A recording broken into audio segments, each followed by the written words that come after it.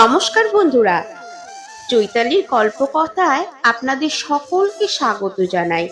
আজকেও এনেছি গোপাল ভাঁড়ের একটা মজার গল্প। গোপাল আজকে রাজবাড়ি যায়নি। রাজামশাই বলেছেন, তুমি আজকে এসো না গোপাল, বাড়িতে থেকে বিশ্রাম নাও। তাই গোপালের খুব আনন্দ। আজ গিন্নি ভালো ভালো রান্না বান্না করছে, তাড়িয়ে খাওয়া দাওয়া হবে।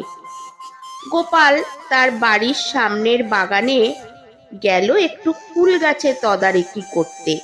তার বউ অনেক সুন্দর বাগান করেছে, কত রকমের ফুল ফুটিয়েছে।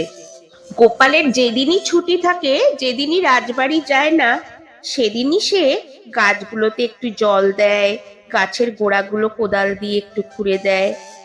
মোট কথা সে বাগানের খুব যত্ন নেয়। গোপালের পাশেই ছিল গোপালের ভাইপোর ভিটে। গাছের যত্ন নিতে নিতে গোপাল শুনল তার ভাইপো আর ভাইপোর বউ খুব ঝগড়া করছে। সে ভাবলো, কি নিয়ে এত ঝগড়া করছে, করুক ঝগড়া বলে সে আবার গাছের যত্নে মন দিল। স্বামী স্ত্রী ঝগড়া করছে, কি আর বলবো।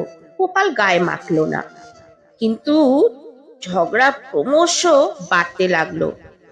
তখন বাধ্য হয়ে মধ্যস্থতা করতে এগিয়ে এলো গোপাল। বললে, কি ব্যাপার, কি নিয়ে এত ঝগড়া হচ্ছে তোদের?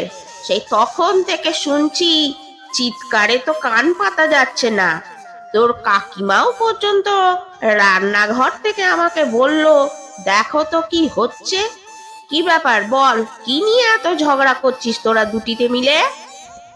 গোপালের ভাইপো বলল, দেখুন না কাকা, আমি আগামী বছর একটা দুধের গাই কিনবো বলেছি, আর অমনি আপনার বৌমা বলছে সে নাকি গায়ের দুধ দিয়ে পায়েস রান্না করবে, ঘি বানাবে, দই বানাবে।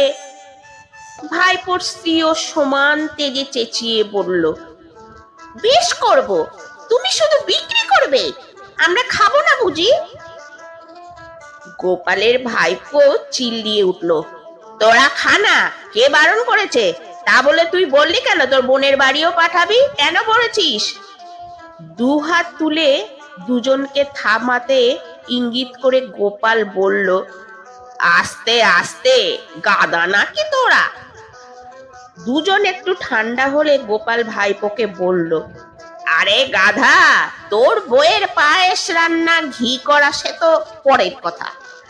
আমি যে বাড়ির পেছনে সবজির বাগান করেছি, তোর কাকির এই ফুলের বাগান, সেসব যে তোর গরু খাবে, সে খেয়াল আছে? বন্ধুরা, ভালো লাগলে অবশ্যই লাইক, কমেন্ট, শেয়ার করতে ভুলবেন না। আর সাবস্ক্রাইব করে আমার পাশে থাকবেন।